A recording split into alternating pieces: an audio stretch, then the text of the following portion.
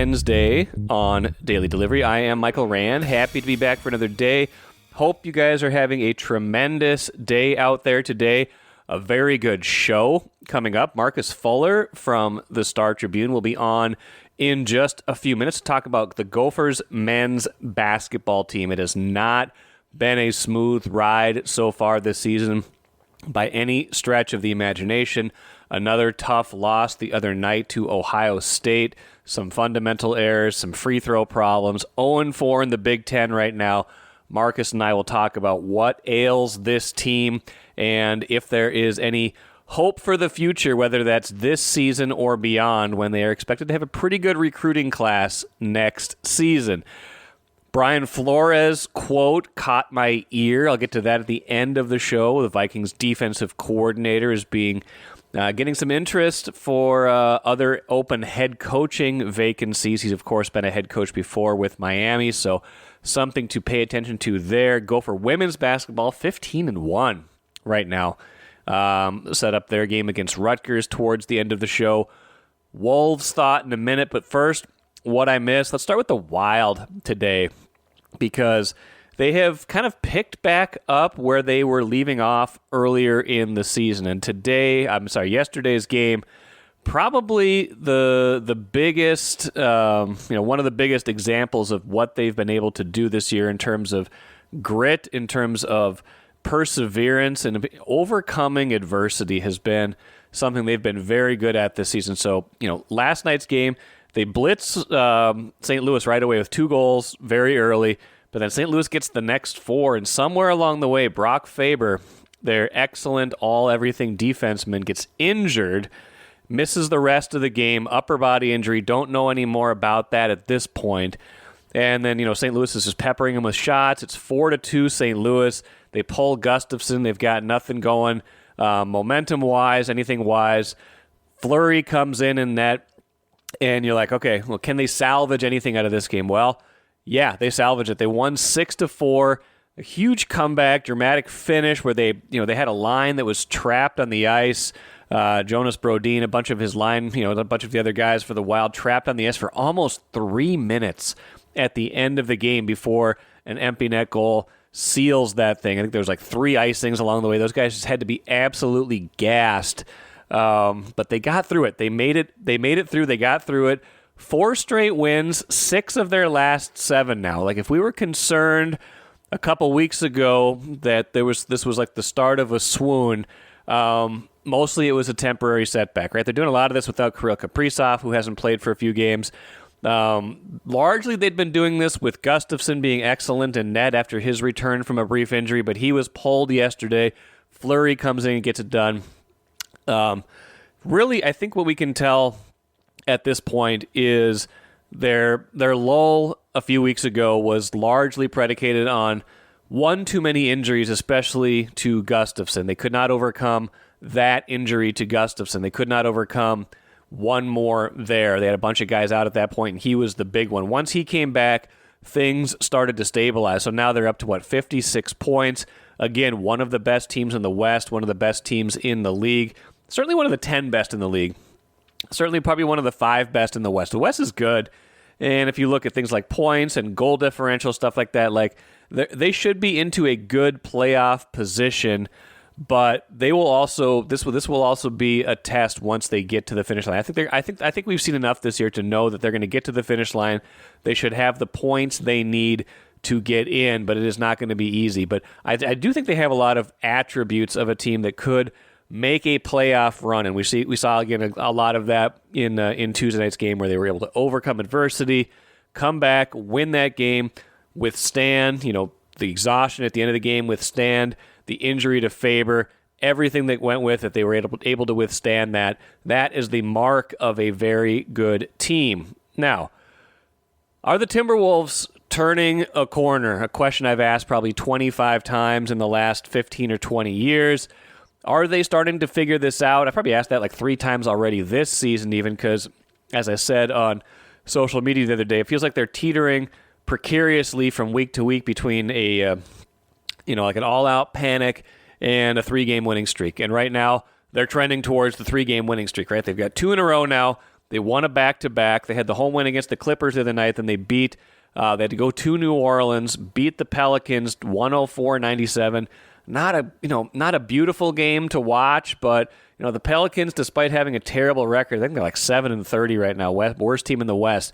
Despite that, they have some players like Zion Williamson came back for the first time since November in this game. They've got DeJounte Murray. They've got the hollowed-out husk of C.J. McCollum. He was 1 for 14 in this game. He is not looking good right now, but they've got some name brands. They've got some guys who they're better than their record, I think, especially now that Zion Williamson is back. So for the Wolves to put that one in the win column, to persevere in their own way, a bad start to the third quarter, revamped starting lineup, kind of took it from there, though. Dante DiVincenzo, another very good game. Julius Randle, a really good game. It wasn't like he lit up the stat sheet, but he had, I think, 16 points, but more importantly, he was a plus 19. Chris Finch praised his work on Zion Williamson. 6 rebounds, 3 assists, 2 steals. So he had a good game. Rudy Gobert, even though he was a -6 in this game, had 14 rebounds, had a ton of blocks, 6 blocks. He was a defensive force for them when they needed it. And they closed with Mike Conley Jr. I thought that was interesting. I think in retrospect, you can see why they did it. They were having a little bit of hard time kind of getting the shots they wanted, functioning on offense in the last 5 minutes. So they got Conley in there. He settled him down a little bit. He got to the line to end a little run the Pelicans had made. He got them into some offense, got them to the finish line. But I was curious because DiVincenzo had a really good game. He had 10 points, 7 assists. He was a plus 16. He was everywhere on defense.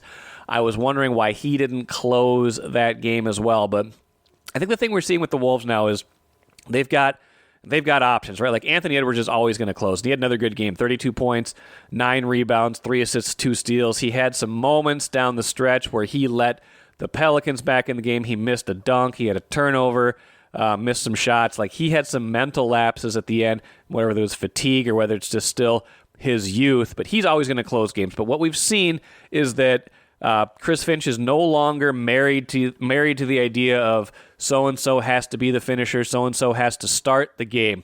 It's going to be more of a hot hand, a feel situation. Sometimes it might be Julius Randle. Sometimes it might be Naz Reid. Sometimes it might be DiVincenzo and Nas. Sometimes it might be Mike Conley Jr. Maybe it's Jaden McDaniels sometimes. Like the best 4 that night for how they are playing and for the flow and fit of the game seem to be how they are going to finish now. And that's a big deal. I think Finch showing a little bit of flexibility, a little bit more flexibility in that regard, us not fixating on the starting lineup so much. I know that's a big deal, and when they made the switch a couple games ago, they're 2-0 now. It seems to have activated DiVincenzo in particular. I didn't think Conley was great last night, but he is able to be more of his true self now. I think he's a defensive liability right now in some cases, so that worries me. DiVincenzo much better on that end of the floor, but still activating him in a way that he wasn't activated before, giving them an opportunity to be better in 2 different spots. So it's trending in a better direction. They've got some winnable games coming up, but some more like toss-up games. They got like Oklahoma City, Orlando coming up next at Orlando. They've got a game against Golden State in not too long. They got Washington in there. Like it's not going to be easy, but they do have winnable games coming up against, kind of like opponents. See if they can get something going, some kind of sustained momentum that they haven't been able to do much of yet this season. Let's talk Gopher basketball today with Marcus Fuller from the Star Tribune. Marcus, it's been a little while. Maybe not a bad thing for the Gophers that it's been a little while because it's not been great lately. 8-7, 0-4 in the Big Ten. That was a tough one the other night. I did not watch the Ohio State game, but I caught the highlights. I caught a lot of the social media reaction to just some of the end of game execution stuff, the free throws. What was your what were some of your takeaways from a game that really was an opportunity for them to get their first Big Ten win? Yeah, I mean, I've obviously covered this team a while. I hate to say it because it makes me sound old, but 20 seasons, 20 years. I had not seen too many end of game losses, that just basically 1 or 2 plays, 1 or 2 free throws, a foul here or there, can cost you the game more than this one. I mean, I covered a triple overtime loss in Iowa. I think it was my second season, third season, something like that. But that was a long time ago. I mean, that we're talking, Tubby Smith, maybe. I think that was actually Dan Munson. So, when you look at this team, I mean, the fact that they had that first Big Ten win within their grasp more than once, as bad as they were playing, as far as shooting free throws and, obviously there are a couple questionable plays down the stretch, and then, the fouls at the end of the game, Dawson Garcia, their leading scorer, fouling out in regulation. They still had opportunities to win. And when that doesn't happen, you got to question, everything, right? But at the same time, they were not even close to winning their first 3 Big Ten games. Average margin of 18 points in those losses. So to give them a chance with Garcia falling out, and he only had 5 points, he averages near 20. A lot of guys had to step up, including a freshman. And if there's anything silver lining coming off of that, that has to be it. But they're not thinking about what they did right. They're thinking about what they did wrong right now. And I think everybody is. When you lose your first 3 by, you said 18, an average of 18 points, it's more than one thing, obviously, that's going wrong. What, in your estimation, though, is the biggest culprit here? What is this team, lacking the most right now that's making them non-competitive against some of these better Big Ten teams? Well, the first 3 games, it looked like it was a talent gap. Okay. But I wouldn't say that it was that much of a gap in talent. It was more so, in my opinion, experience, playing in the Big Ten, playing that style of basketball. You have a team that just has few players that have experienced that type of physicality, and having to match that with Big Ten powerhouses. I mean, Indiana, maybe not recently, right? But Indiana was picked as one of the top teams in the Big Ten the preseason. I picked them as my Big Ten favorite. Yeah. And they were on the road. That's one of the toughest places to play in college basketball in Bloomington. And then you have Michigan State and Purdue, who are playing the best basketball out of any 2 teams in the Big Ten right now. Purdue is a 2-time defending champion. They had guys playing in the national championship game that were not scared of playing the Gophers at the barn, even when they were only up 1 at halftime. Yeah. So you say it's fair business, Yeah. So I think experience had a lot to do with it. It's crazy to say experience, right? With a team has 10 seniors. Yeah. And they've played a lot of college basketball. Just not many of them have played in the Big Ten and in those types of environments. So I think that was a big reason why they were blown out in those first 3 games. But then, coming down the stretch, in a lot of games this year, they lost to North Texas, a close game. They lost to Wichita State in overtime.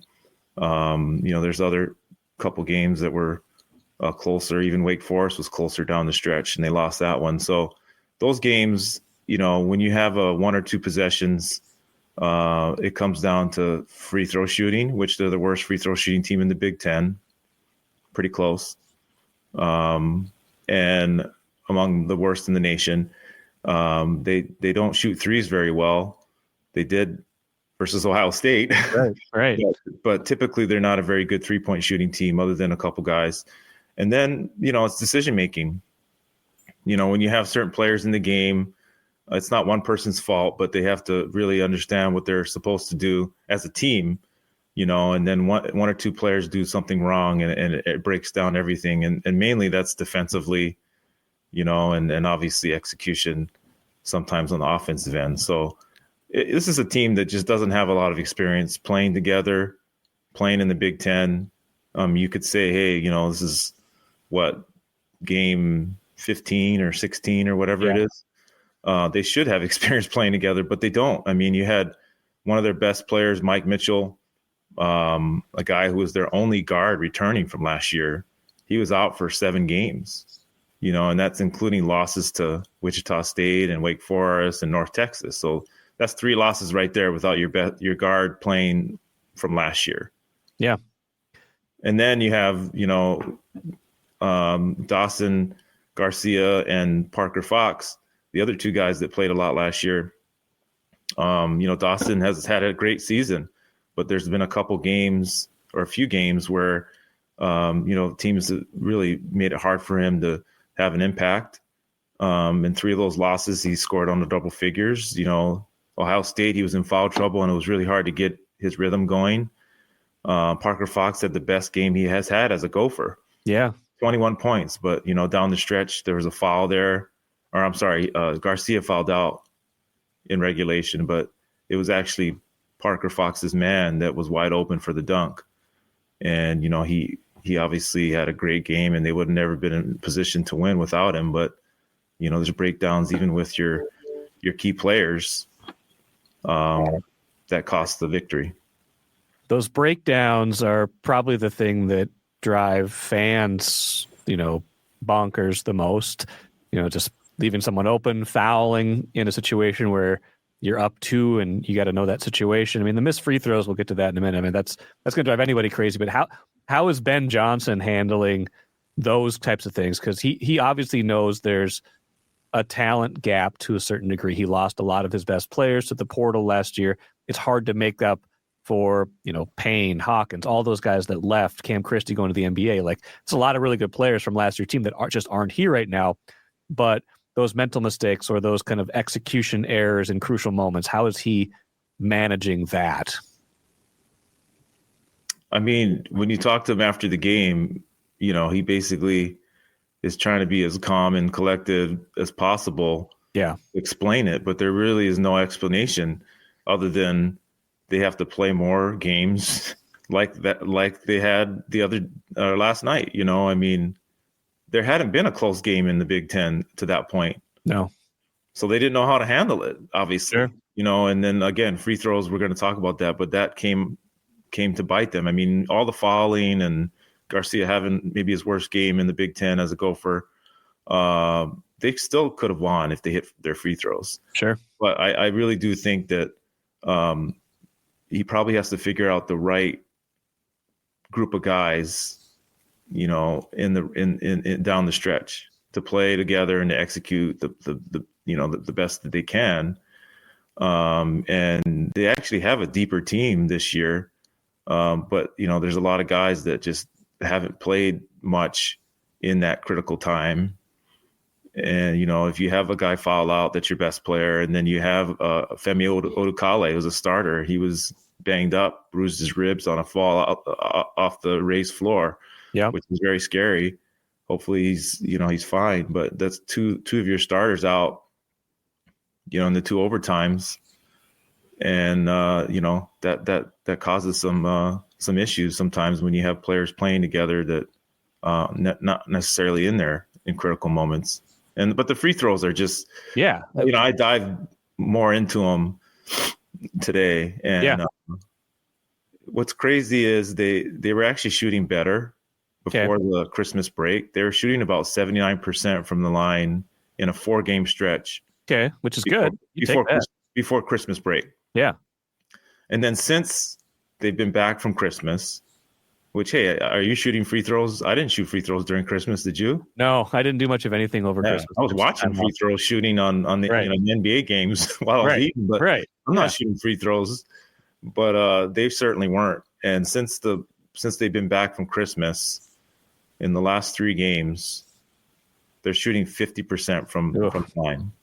And 12 of 27 the other day, right? Which is like 44%. They were better from the field than they were from the line in that game by like percent, which is, you can't have. Well, but even before last night, though, I believe they were shooting, right around 55% or something from the line. And that's, we're talking about, you're playing, Morgan State, and Purdue. Obviously, it's a Big Ten opponent. So, again, this is something that's going to continue to bite them. I remember last year, they had a close loss to Wisconsin at Wisconsin. Yeah. I mean, that game's coming up, right? Yeah. They had a close loss to Wisconsin and they missed, I think, 8 free throws. And I think it was like I think it might have been a 1-point loss, or it was just a one possession game. Yeah. So you can simply say, hit your free throws. Yeah, shoot more free throws, practice more. But it's no, it's not just practice, right? Now that they're back from Christmas break, and they are shooting more free throws, now it's mental. Yeah, it's oh my gosh, am I going to make this free throw? And when you think about missing, you're probably going to miss more times than not. But that's easy for me to say because I'm sitting there watching. Yeah, well, and the ones that Mitchell missed, obviously he's a good player. He's one of their better free throw shooters. The ones that he missed, those are the ones that shock you, right? Like those are the ones like one of your best free throw shooters misses those two. Not to put it all on him, but that makes you think that it is contagious or mental in a certain way where you are, instead of expecting to make, you are expecting that something bad might happen, and that's a bad spot to be at the free throw line. Yeah, it wasn't just Mitchell though. I mean, no, it wasn't. Dawson missed a couple. Yeah. Isaac played the game of his life so far. He missed one. Made a second one, but he missed one. I think I had it where 5 different players missed at least 2 free throws. Yeah. In the game. 7 missed at least 1. Yeah. So, and they lost by 1. So, I mean, yeah, I think everybody was to blame there at the line. And, they'll have to try to turn this around like they did just before the Christmas break. So how can they big picture turn this around? There's a lot of season left, so you don't want to give up on this or punt on it. And they certainly aren't. The effort looks like it's still there, but what's the path forward? How do they get themselves into a spot where they're not just trying hard, they're getting some results in some of these games? I hate to break it to you, Rand, but they got to win. Yeah. No, they got to win. Just one win. One win. And it really doesn't matter. I mean, Ben Johnson's a big believer in that too. He's a big believer in confidence and momentum, I've noticed over the years. Yeah, it's just one win, and it doesn't have to be a breakthrough win like you're beating. Really, they played Purdue. They don't play Purdue again. They played Ohio State. They're not playing Ohio State again. But they're playing Wisconsin on Friday. Yeah. Last I checked, they're a big rival, I think. Yep. And they're playing in Madison. Yep. And Wisconsin's ranked, I believe. And Ben Johnson's never had a ranked win in his tenure. He's never had a ranked win in his tenure? I did not realize that. Sorry if you've written that a million times. I must have missed that. I actually didn't write it a million times. I just wrote it once going into Purdue. But, okay. Never had a ranked win. Wow. Yeah, they're 0-16. Last year they actually only played 3 ranked opponents. Okay. The Big Ten was down, but this year, they've got some added teams in there. Oregon and the UCLA are playing really well. Wisconsin, I believe, is ranked, and if they're not, then I'm sorry, it's still a big win. Yeah, right. So Wisconsin should be. If they're not, I mean, we don't have a fact checker on here, real quick, but Wisconsin just beat Rutgers. I mean, they've beaten. They've had some really good wins. They beat Illinois, I believe, recently, and so it's a team and it's a game where they can really change the momentum of their season with just one win, and coming against a rival, that would be huge. I do hate to break it to you. I am fact checking in real time. Wisconsin is just out of the top 25 AP right now. Oh, so that also in the also receiving votes, but they're a very good team. Let's put it a ranked win, but it's a big win. Let's put it this way: if Wisconsin beats Minnesota on Friday, it's likely they're going to be ranked in the next poll, I believe. Yeah. They're heading in that direction. Exactly. But again, ranked or unranked, at this point, you got to pick up your first Big Ten win, and that's huge. Yeah. And it'll come against a rival. So I think, and coming off of that game, they just have to change the feeling, that's around the program, around the locker room. It's crazy that they have 16 Big Ten games left. Yeah. And all you need is one to get you back on track. The hard part is, after Wisconsin, it's not like it gets any easier. They go on the road at Maryland, and then Michigan comes to town. But that's the nature of the Big Ten this year. There's maybe not one really, really elite team. Yeah. But there's a lot of potentially good wins out there. Not that, you're talking about NCAA tournament right now, but No. you're just talking about like, hey, what's a feel good win for us? And that's any win in the Big Ten. Final thing, Marcus, maybe shifting our gaze into the future instead of the present, which would probably be good for them to a certain degree. I think you were telling me a while back they have a pretty good recruiting class coming in, right? Or at least one that they feel pretty good about right now. Yeah, they depends on where you look, but I think one recruiting service has them as the 5th ranked recruiting class in the Big Ten. Okay. There's a couple guys that have been named 4-star recruits and different services, but the most notable prospect is Parker Jefferson. Okay. He's originally from Texas, but he's playing in Inglewood, California, 6'10", center, and he's got a lot of tools.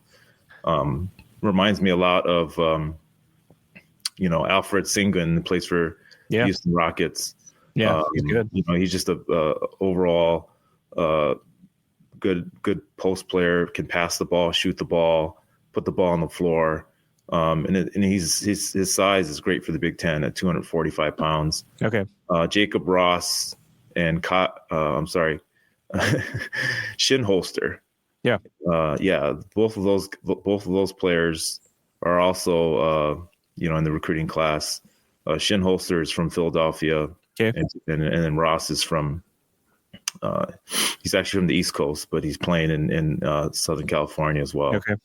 And it's nice to have a couple California recruits because they'll be playing out there, UCLA, USC this year, and then if they can turn things around a little bit, those guys will be there on the sideline or in the crowd watching them, on their first LA road trip.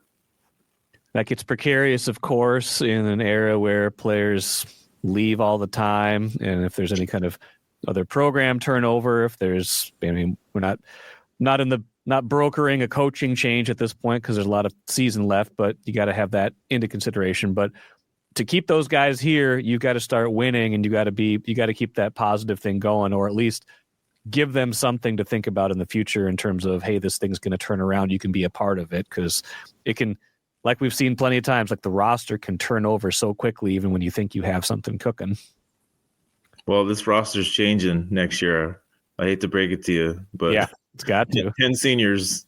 This will be a completely different team next year, but it's up to them to try to get some momentum going with the program again this year. Yeah. Well, we'll see where it leads them the rest of this season. Nobody covers the Gophers better than Marcus Fuller. Appreciate it. Happy 2025. Happy holidays belatedly, since I didn't talk to you right around the holidays. And we'll do this again soon. Yeah, thanks. Happy New Year.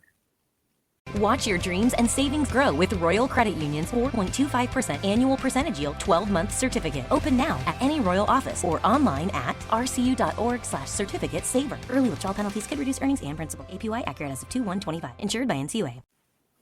Good stuff for Marcus. Deftly handling a tough assignment this season. That team he is covering is not good. I think we both know it. We all know it. There will be time to speculate on Ben Johnson's coaching future. I don't know if that time is exactly right now. Plenty of people are doing that. I've delved into that area a little bit, but if he doesn't get this thing turned around, it's hard to see how he gets a chance to extend this further, because that team just has not gotten on track during his tenure. So we will see where that goes. They do have some promising recruits coming in. Would have to see what would happen with that if Ben Johnson, in fact, does leave. Are they here for the coach? Are they here for the program? Things like that. But not a good situation right now. A missed opportunity the other night for sure against Ohio State to at least feel good about yourself, get some confidence, maybe have a chance to get your season pointed in a different direction. So still right now headed on a downward trajectory. Gopher women's basketball headed on a much different trajectory right now. 15-1. 3-1 in conference play. Their 3 conference wins, not against the toughest opponents. They've got Rutgers coming up next. That could be a better test. They'll definitely have better tests coming up, but 15-1 is 15-1. You can only play who's on your schedule. They are impressive right now, especially since a lot of that has come without Mara Braun. Saw Kent Youngblood's update. She no longer has to be in a walking boot, but we will not know yet if she is able to play this season.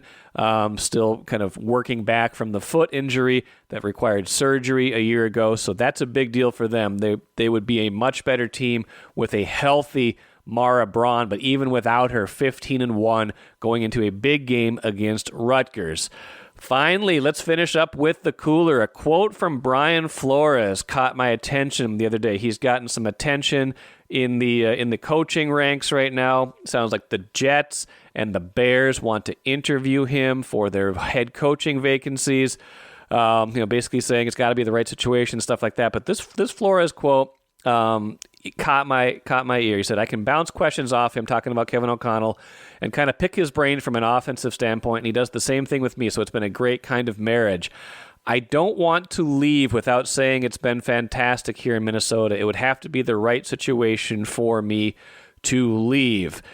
Clearly, though, Brian Flores wants another opportunity to be a head coach, and if the right opportunity comes along, he would take it. That's that's what people want. That's what coordinators want.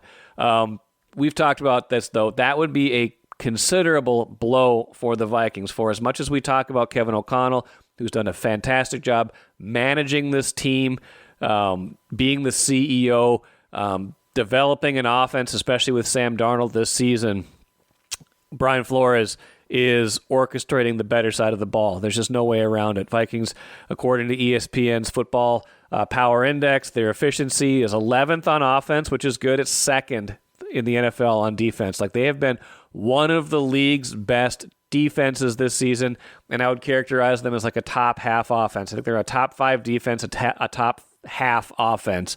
You lose Brian Flores, man, you are in for a challenge to replace everything he has brought to the table. And so that's something to think about in the offseason. If he does go, what does that mean for this organization? What does that mean for this defense? Again, not there yet. Like he said, it's got to be the right fit. He's absolutely locked in on playing the Rams right now. The Vikings play Monday night, but something to keep an eye on that I think I'll be writing a little bit more about later today. That will do it for me. Should have Lavelle Eniel III coming up on Thursday show for some daily delivery debate topics, probably some Viking stuff in there as well. Ben Gessling on Friday's show to get you ready for the Monday night game against the Rams. Until tomorrow, I'm Michael Rand. Have a great rest of your day. We'll talk to you then.